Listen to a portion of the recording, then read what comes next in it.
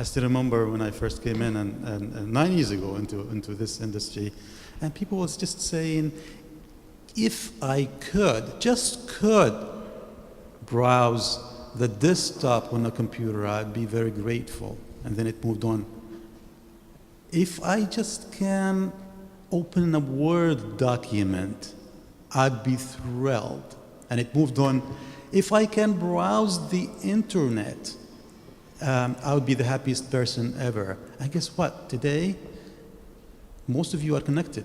And thanks for the turning point, thanks for this excitement of localization. أذكر عندما دخلت هذا المجال قبل 9 سنين كان يقولون لي الأشخاص المكفوفين نتمنى أن نصفح محتويات الكمبيوتر المتواجدة على الشاشة. بعد ذلك قالوا لي أتمنى أن ندخل أو نفتح ملفات مطبوعة في برنامج مايكروسوفت وورد. وبعد ذلك قالوا لي نتمنى أن نصفح الإنترنت. وخطوة بعد خطوة الآن نحن في مرحلة نرى أن الجالية المكفوفة متواصلة تماما وبكل سلاسة مع كل هذه التقنيات، وهذا بفضل لنقطة التحول وهو تواجد البرامج الناطقة وأيضا تطوير حلول باللغة العربية. So we have come a long way. Nobody denies that. But guess what? The divide continues to exist.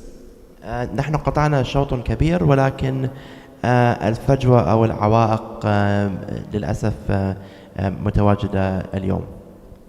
If you're blind, what do you do if you wanted to read a printed document? إذا كنت كفيف وتريد أن تقرأ مادة مطبوعة ماذا تفعل؟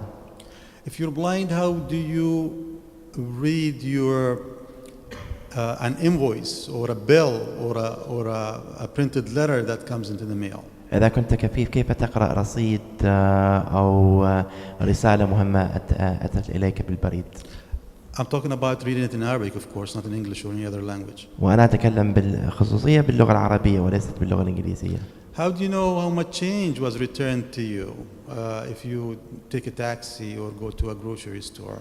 إذا كنت كفيف كيف تعلم ماذا هي الفلوس أو رجعت إليك إذا أخذت تاكسي أو طلبت حاجة من مطعم؟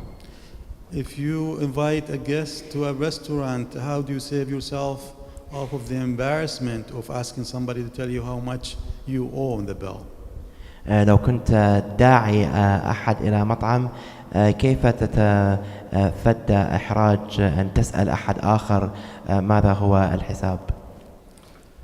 Well, there's still a lot of inaccessible stuff on the internet, not only in the internet, but also if you finally, after you proved your skills and obtained a nice competitive employment opportunity and found infrastructure software in the company that or organization that hired you, how do you deal with programs such as Oracle, Cisco and others? هناك برامج كثيرة اليوم ليست مهيئة لأشخاص المكفوفين، وهذه المشكلة تتضاعف عندما الشخص الكفيف يكون موظف في مجال ما ولكن لا يمكنه أن يكمل عمله بسبب عدم تهيئة هذه التقنيات. How about PCs that are oh gosh, I'm running out of time. I still have a lot to cover. But PCs that are everywhere, we need to have blind people access them. ماذا عن الكمبيوترات التقليدية؟ يجب علينا أيضا أن نهيئها للشخص الكفيف. How about this new wave of excitement that we hear about Android, iPhone? Why isn't Arabic included among the 100 some languages that are being served now? وماذا عن الموجة الجديدة للتليفونات الحديثة؟ مثلا على هاتف الايفون هناك أكثر من 100 لغة متواجدة ولكن اللغة العربية ليست موجودة هناك. Then you see how much work we have to do yet and why the divide still exists. وهذا يعني يعطينا فكرة على العمل الهائل الذي أمامنا. But we still want to talk about transformation. I mean, if you are here today and you know all the colleagues, if you are connected to if you're blind and connected to the internet, you send email, you receive email, you go into Messenger, you obtained a job, you continued with your career, you have been transformed. ولكن هذه التقنيات يجب أن نكون صريحين أنها تحول أو تحسن من نوعية حياة الشخص الكفيف، عندما بإمكانك أن تستلم وترسل رسائل إلكترونية أو تتواصل مع مواقع إلكترونية أو تطور نفسك في مجال عملك أو دراستك. هذه كلها أمثلة على إمكانية التكنولوجيا لتحويل الشخص أو تطويره.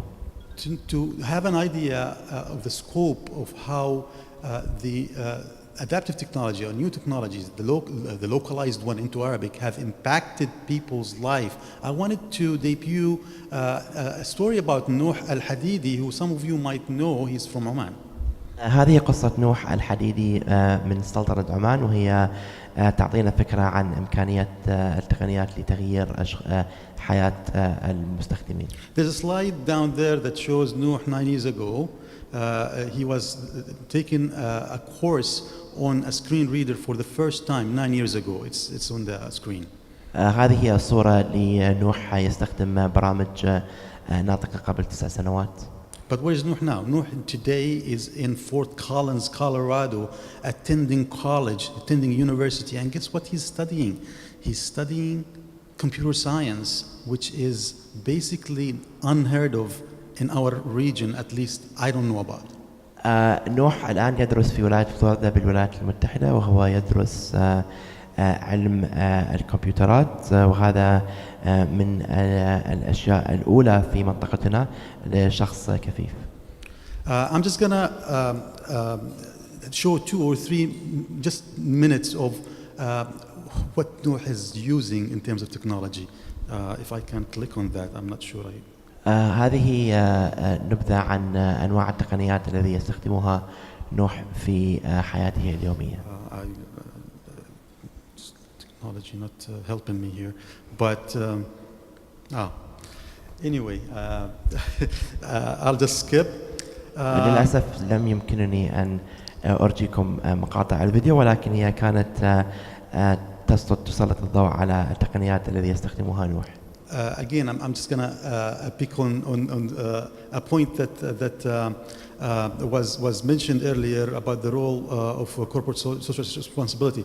I wish that we can say that in this part of the world that we should not say that the disabilities basically is being addressed by social responsibility and corporate social responsibility, but unfortunately we are without it in this part of the world, and unless we see some progressive thinking, we'll still be looking at social responsibility to help us out in this field. يجب أن لا نرى أن المسؤولية لتطوير أو تحسين حياة أشخاص ذوي الإعاقة عن طريق التكنولوجيا المساعدة هي فقط مسؤولية الشركات التي تحب أن تعمل عمل خيري لهذه الفئة. يجب علينا أن ننظر إليها كعنصر أساسي من واجباتنا ومسؤولياتنا في المجتمع. Well, I would like to conclude. I know I exceeded my time, and hopefully I'll be able to take some of your questions. But in conclusion, we have to protect this achievement by continuing to cooperate, to set goals, and to meet them collectively with our collective efforts. بالنهاية أود أن أقول أن يجب علينا أن نضع أهداف مشتركة وأن نطور الاستراتيجيات المشتركة لكي نصل إلى هذه الأهداف ونحقق نفاذ حقيقي لأشخاص ذوي الإعاقة باستخدام هذه التقنيات. Thank you. You did really well, Ahmed. I appreciate you. شكرا أستاذ عودة. شكرا جزيلا.